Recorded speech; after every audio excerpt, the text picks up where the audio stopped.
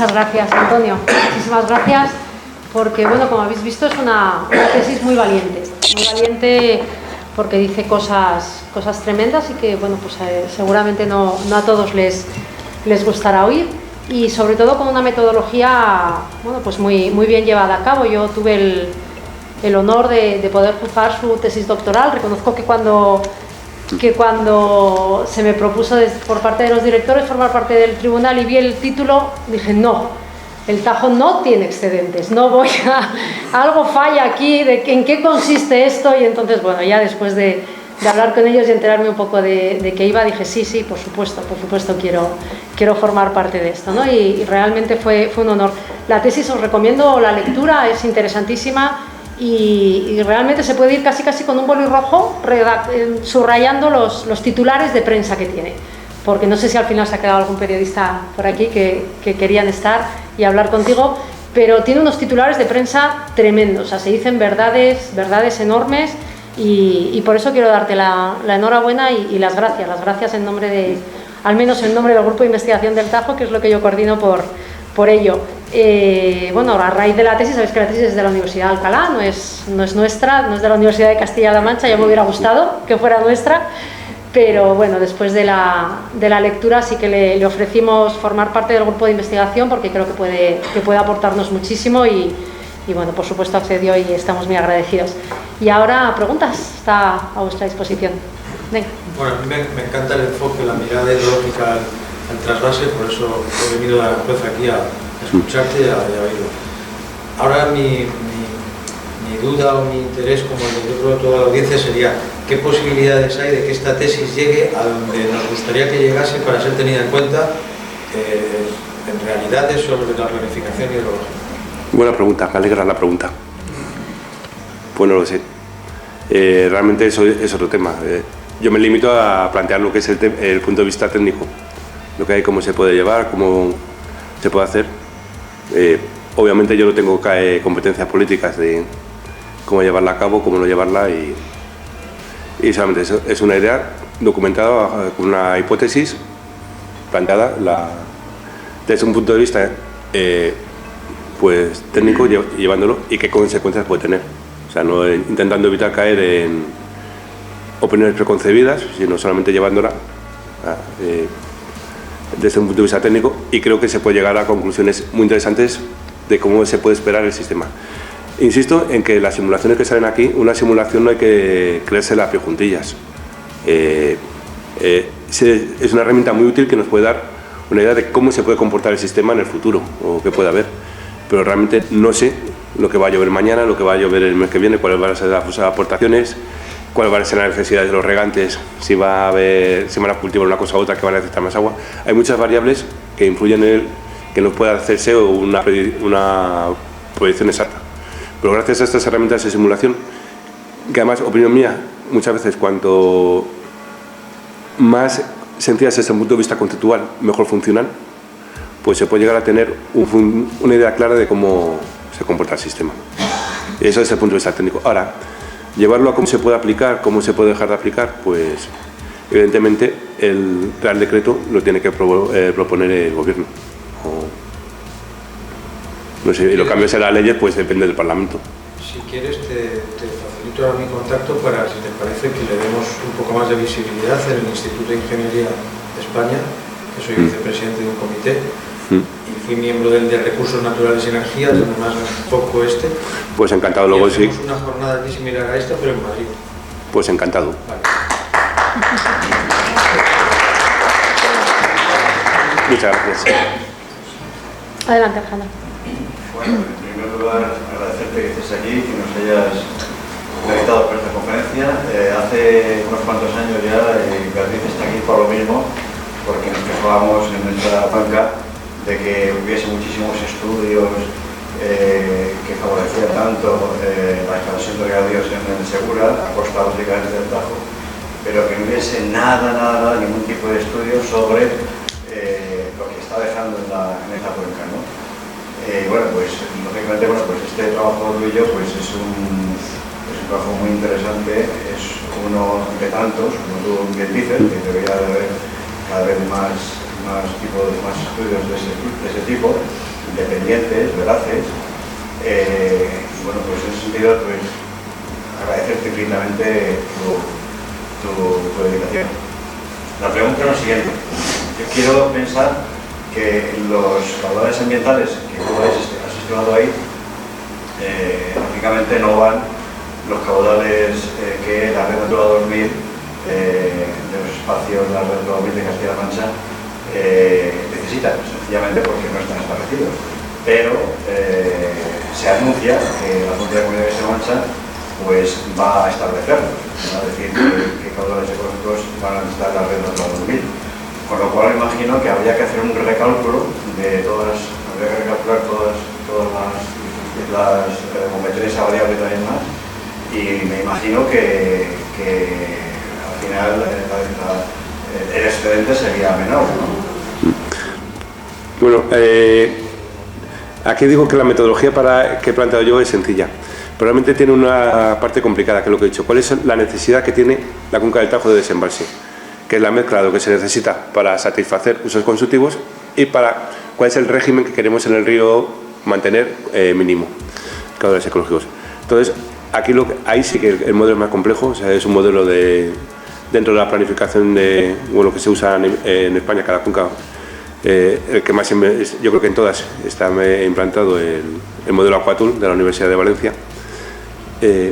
Es un modelo relativamente complejo. Desgraciadamente solo puede ser ejecutado internamente dentro del plan de cuenca, de los planes de cuenca, en este caso el Tajo, y ahí habría que ver en ese modelo, en otro parecido, qué régimen de caudales ecológicos queremos tener y cuáles serían las necesidades de desembalse que se necesitarían en esas condiciones. Y en función de esa necesidad de desembalse, pues con lo que comentaba, haciendo solamente un balance entre las 6 salidas entre primera y segunda día, se puede estimar cuál sería el excedente que saldría. Lógicamente, cuanta mayor sea la necesidad de desembalse de la cuenca del Tajo, menor va a ir al trasvase. Un poco la idea, lo que quería expresar cuando he puesto las 4 simulaciones, es que en el fondo, si consideramos la suma de Tajo y trasvase, en todas las simulaciones que digo que son satisfactorias, el resultado es muy similar. La misma evolución entre primera y segunda día, que consiste en aprovechar los periodos húmedos para recuperar y tener capacidad en los periodos secos de poder atender la demanda, y lo que sale, pues la suma de uno y otro es similar. Si es mayor lo que sale para el Tajo, pues es menor lo que hay de excedentes. O sea, es de nuevo el ejemplo de la tarta. Si yo te desplazo a que cuando sepamos esa propuesta de la Junta de Castilla-La Mancha, de esa necesidad de gestionar una Natura 2000, que de alguna manera lo consideres para calcular. Digo, personalmente no tengo la capacidad de hacer ese cálculo, ese modelo. O sea, se escapa bastante, no es cuestión de tesis, sino es muchas veces de toda la complejidad que tiene. O sea, esto se realiza actualmente dentro de los planes de cuenca o realiza el Centro de Estudios Geográficos dentro de lo que tiene, y son modelos, la verdad que bastante detallados, bastante complejos. Insisto, muchas veces no por ser detalle de complejo significa que sea mejor, pero realmente hay un montón de demandas en nodos, y la verdad que cuando se ve un esquema de esos, lo que trae es dolor de cabeza. O sea, es un montón de flechas que salen para allá, para acá, y eso, o sea, no es... A mí, desde ese punto de vista como particular, se me escapa. Y muchas gracias por el comentario primero. Adelante. Antonio, hay un tema, bueno, gracias por la presentación, estupenda, cuesta seguirte a la velocidad que van, pero a pesar de eso muy clara, o sea, me ha gustado mucho. Hay un tema oscuro que pregunto muchas veces y no tendrá que aclararse, no sé si lo has mirado, el tema de los depósitos de los fangos en el pantano, de cuánto es reserva de agua y cuánto no es. A ver, sí. Y la polémica con lo que salió hace 2 años o año y medio, ¿no? Lo de que era 0,0, ¿no? O eso. A ver, para mí ese tema tendría que ser un tema menor y ni siquiera preocuparnos por él en una gestión normal. La mayoría de los embalses, por lo general, siempre se considera que operar un embalse por debajo de un 5% de su capacidad, pues mejor no acercarse a ello. Y si es un embalse, si tienes alguna responsabilidad de gestión de ese embalse y llegas a ese nivel, mejor salir corriendo, que sea otro el que esté, ¿no? Entonces, cuando sistemáticamente se está planteando eso, pues personalmente creo algo está fallando. Entonces, que en el caso concreto de Entre Peñas y Buendía, por la propia característica geológica de la zona, no estamos hablando de que aguas arriba tengan una zona de material muy fino. También hay que tener en cuenta que aguas arriba, de Entre Peñas, en el Tajo y en el Guadiela, hay una serie de embalsitos, azudes, que hacen retención de los sedimentos que van llegando. Y luego también son vasos muy grandes, con lo cual el sedimento que llega se distribuye entre todo eso. Entonces, yo creo que son tipos de embalses que por sí mismos no tienen mucha capacidad de guardar recursos, entonces lo que es el embalse muerto pues es pequeño.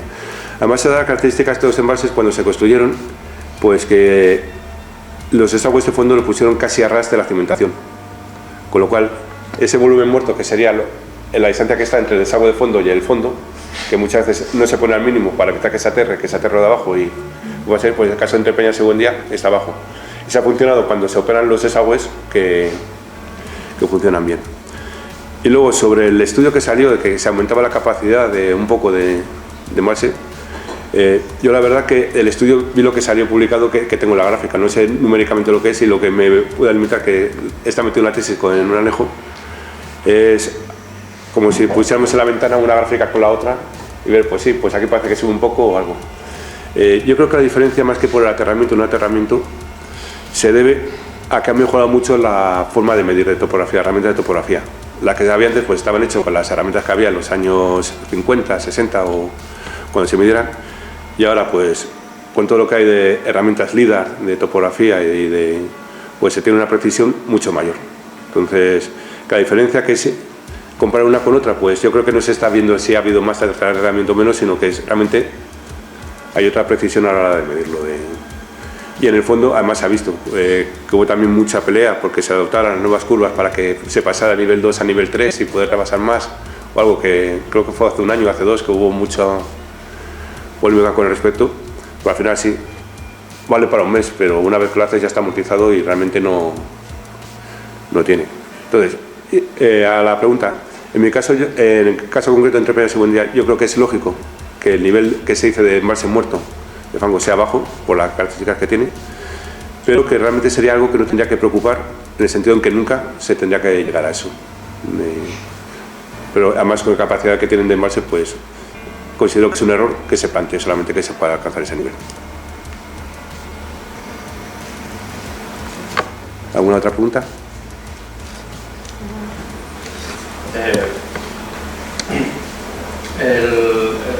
Este estudio técnico, o sea, esta tesis, vaya, por cierto, felicito por ella, es la primera que se ha hecho a fondo sobre el problema. Digamos que las sucesivas leyes y normas de explotación que se han ido dictando han venido precedidas de estudios técnicos.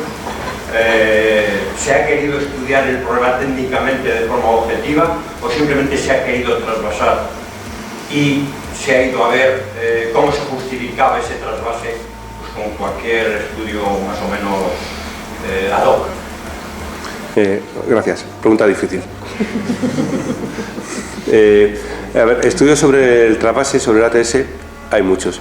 Como comentaba al principio, incluso de diferentes perspectivas. O sea, comentaba el estudio de Enrique San Martín, la propia tesis de Nuria Hernández Mora, que es más general de la directiva Marco, pues afronta también temas específicos del trasvase. Hay una tesis que me gusta mucho, creo que es Victoria Aragón, que habla de los problemas de cómo se ha construido el discurso sociológico del agua en la región de Murcia. Hay muchos estudios independientes que afrontan el trasvase en la última década que están apareciendo. Sobre lo que me pregunta, que es más específico desde el punto de vista ideológico de la gestión de los embalses, pues realmente hay varios estudios hechos a nivel sobre todo oficial, a nivel del Centro de Estudios Geográficos, pues desde los años 60, cuando se construye el trasvase, pues hay, y básicamente lo que hay desde el punto de vista ideológico es lo que se deriva de ahí, que realmente son los que tenían la capacidad y el poder para poder hacerlo. Yo realmente lo he podido abordar el estudio gracias a que en los últimos años, pues con internet, pues hay información disponible más fácilmente. He podido tener acceso a la serie hidrológica, he podido tener acceso a las curvas de capacidad de Entre Peñas y Buendía los estudios, todo esto recopilado por internet, y he podido plantearlo. Hace a lo mejor 10, 15, 20 años, llegar a esa información era más difícil y solamente podía llegar allá quien estuviera dentro del conocimiento. Entonces, estudios al respecto, pues sí hay, realizados por el Centro de Estudios Geográficos. Está, por ejemplo, como comentaba, la justificación de los excedentes de 1997, pues hubo una publicación del Ministerio de Medio Ambiente, no sé si en 2000, 2001, 3 casos de planificación hidrológica, y el segundo, pues, habla de cómo se justificaron los excedentes en ese momento y de cómo se justificaron las reglas de explotación, con un planteamiento bastante diferente al que he hecho yo aquí, o sea, de ahí, y que es lo que justificaba y daba pie a cómo se estaba gestionando o cómo deriva ese entonces. También en la legislación del memorándum, por ejemplo, hay una actualización de ese trabajo que salió publicado como anejo al Real Decreto en 2013, que está en la página web del Ministerio. O sea, no es ahora mismo el enlace que hay, lo que también justifica el soporte técnico que tiene la definición de excedentes legal actual. Y también gracias a eso también me ha servido a mí como base para el estudio, para ver lo que me han hecho y lo que entiendo yo de ahí, que hay cosas que serían mejorables. También quería hacer un comentario. En las normas de explotación veo que no hay ninguna referencia a las necesidades de los destinatarios del traspaso. Es decir, se da por hecho que sus necesidades son ilimitadas y que, por tanto, siempre que haya caudal trasvasable, ha de trasvasarse con su sola petición. A ver, el enfoque que he dado es únicamente pensando en la cuenca del Tajo. Lo que vaya al otro lado de la cuenca del Tajo, una vez que sale el agua de la cuenca del Tajo, al Tajo le da igual que vaya a Murcia, que vaya a Albacete, que vaya a la China. O sea, lo que ve es que ha salido el agua. Lo que se puede hacer con ese agua, pues realmente, a lo que es el efecto del estudio, es irrelevante. O sea, a la hora de determinar los excedentes, da igual que se hable que el trasvase sea para abastecimiento, para regadío. En el fondo creo que eso es un problema de la gestión de la cuenca del Segura y que es irrelevante que se hable de trasvase, abastecimiento, regadío. Es una cosa más cosmética, que se hizo en su momento para justificar el trasvase y que el abastecimiento pagara más, pero no deja de ser otro tema. Pero para la cuenca del Tajo, para lo que es caracterizar los excedentes, es irrelevante lo que tengan necesidad o no del mismo. Al efecto del estudio he considerado que si hay excedente, se va. Respecto a lo que comentaba de las necesidades de la cuenca del Segura, hay una frase que está en el Plan General de Obras Públicas del 40, de Peña Buef, en la que decía en ese momento que el problema no es determinar cuáles son las necesidades del sureste, porque con el tiempo todo el agua que se le lleve a esa zona encontrará esa aplicación en el riego. Da igual. El problema que había que analizar es cuál era el agua que había disponible en la cabecera del Tajo para poder ser trasvasada. Sí. Que era ahí de ahí. Entonces, por eso, a la hora de estudio, vamos, dudo, o sea, estoy seguro que si se pudiera multiplicar por 20 el volumen del trasvase, seguro que le darían uso. Miguel Ángel, ¿no? ¿Por ahí quién era? Sí. Concreto. Buenas tardes, muchas gracias, Antonio, por tu trabajo. Gracias. Sobre todo por estar aquí, explicándonos tu trabajo y las conclusiones. Una pregunta muy sencilla. ¿Cuándo crees tú que va a reventar todo el sistema? Es decir, vamos a ver, tenemos ahora mismo, lo que comentaba Alejandro, por ejemplo, la propuesta de revisión del Plan Director de Directiva Marco de Castilla-La Mancha. Está estableciendo caudales de 25 metros cúbicos por segundo en Aranjuez. Tenemos un borrador, el esquema provisional de temas importantes que reduce los caudales que se establecían incluso en el borrador secuestrado de 2011, hablando de 7, 8 en Aranjuez, y mantiene la línea de los 13 en verano en Talavera, no tiene en cuenta las salidas para riego. Tenemos ya caudales ecológicos se fijan para que con el plan especial de sequía podamos reducirlo a la mitad de Aranjuez y tengamos 8, tengamos 4, realmente, ¿no? El sistema aguanta porque entre Viñas y Buendía ha perdido el 20% de la población en 10 años. Hay 9.000 habitantes en 22 pueblos. No hay nadie allí ya. Castilla-La Mancha está haciendo ese doble juego de que agua para la Mancha, para regar, para beber, y está así bastante parado. Sabemos, tú lo has explicado, que el sistema puede funcionar de otra manera. Entre Viñas y Buendía sería fácil relativamente tenerla en 1.500 hectómetros cúbicos y hacer una gestión adecuada. El problema es que en cuanto al aparato jurídico que nos has comentado, con lo que viene, ¿cuándo va a explotar el sistema? ¿Cuándo es? Porque esto no tiene, tú lo has visto, lo has puesto ahí, vamos bajando, años de 300, 350, llegaremos a años de 200 y pico, entre Viñas y Buendía se está gestionando al 22%, el esquema provisional, el más importante, dice que en la situación de sobreexplotación, índice de sobreexplotación de la tercera está en el 98%, no han puesto el 100 porque ya nos da vergüenza.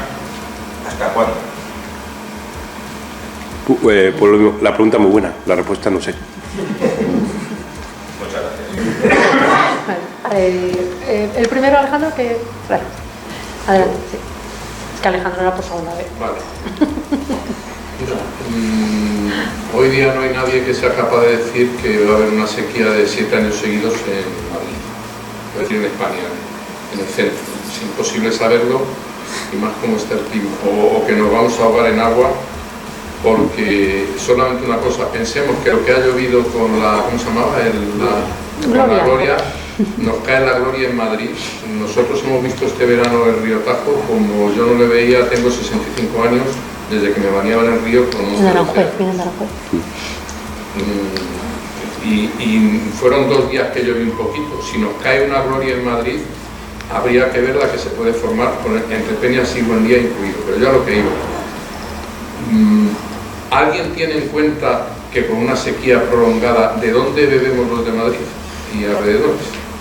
Es decir, con el sistema que hay de embalse del canal de Isabel II, se supone que son suficientes, más a las aguas, el acuífero ese que de vez en cuando extraen, ¿es suficiente o debería de ser entre Peñas y Buendía y debería de contemplarse como una reserva estratégica, tal como vamos, de agua para una eventual sequía en Madrid, que ahora somos los que somos y dentro de 20 años seremos muchos más? Eso lo has contemplado, no lo contempla nadie, es una tontería porque hay sobrado agua aunque haya 7 años de sequía. ¿Cómo está eso? ¿Cómo lo... A ver, es un problema complejo. Si fuera político te diría que no hay ningún problema, que está garantizado, que está todo perfectamente y que tenemos un sistema robusto y capaz de responder todas las necesidades que pueda haber y todas las contingencias que... Yo soy político 28 años, ¿Y no decías esas cosas? En mi pueblo, y nunca lo diría, porque cuando ven las orejas al lobo, no, pero son palabras mayores, ¿eh?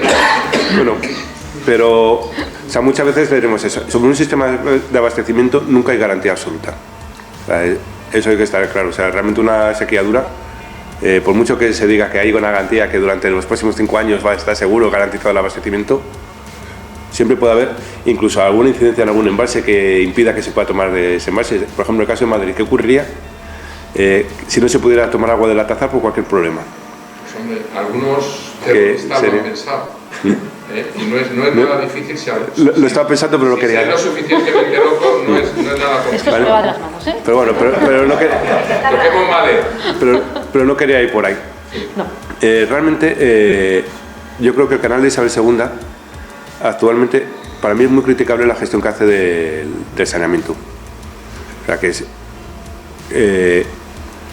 que fue pionero en su momento, hace 2 décadas. Yo creo que hizo una serie de avances, pero en los últimos años tendría que haberlo mantenido mejorando. No digo que lo haga mal, o sea, la verdad que la depuración de Madrid es, yo creo que bastante buena, pero tendría que ser mucho mejor.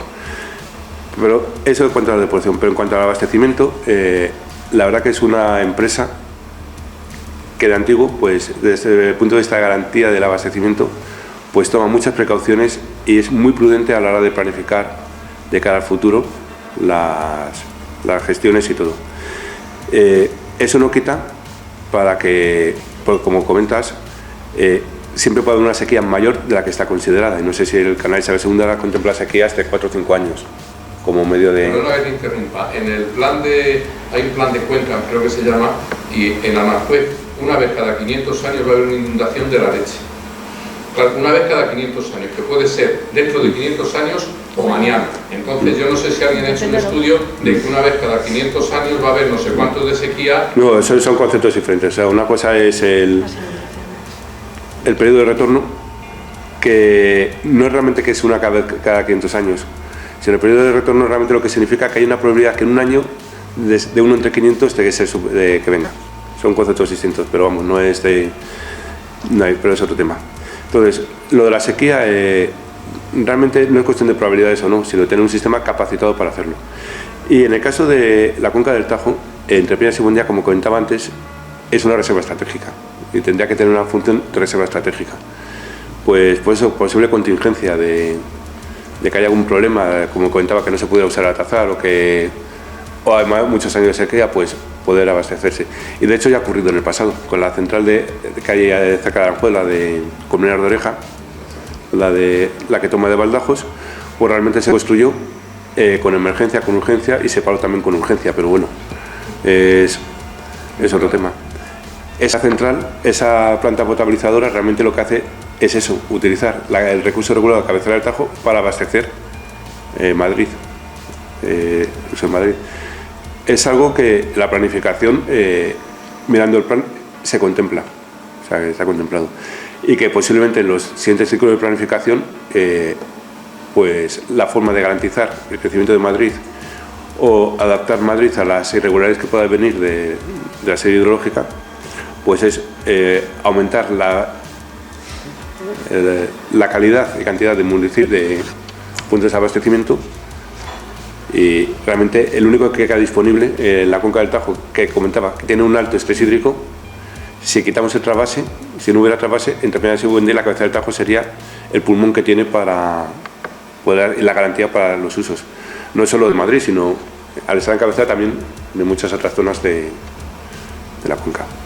Y lo que comentaba, garantía absoluta de abastecimiento no hay. Alejandro. Adelante. Antonio, he visto que en el esquema de peticiones importantes aparecen algunas referencias a otros estudios, no sé si creo que alguno del año 2015, del Mecadejo, no sé. ¿Te importaría que utilizáramos tu tesis para proponer al Ministerio, a la Federación o a la ministra o a quien sea, con quien tengamos ocasión de hacer alegaciones o propuestas, de que tengan en cuenta tu tesis para mejorar por lo menos el sistema de... Hombre, la tesis es libre, es abierta y puede ser citada. Pero que ellos hayan elegido un estudio y no estén con la leyenda y que saben que existe, ¿no? Por eso te digo, no te importa que, bueno, pues es un estudio que está libre, como siempre y cuando pues, se haga respetando el contenido de la misma sin modificarlo, pero vamos, por supuesto que está libre. Es más fácil que yo lo enlace que decir que esto está aquí. Muy bien. ¿Alguna pregunta más por ahí? ¿Nos quedáis con ganas? ¿No? Muy bien, pues una vez más agradecerte, Antonio, entonces tu presencia aquí y muchas gracias por tu valentía y tu disponibilidad. Muchas gracias a vosotros por invitarme.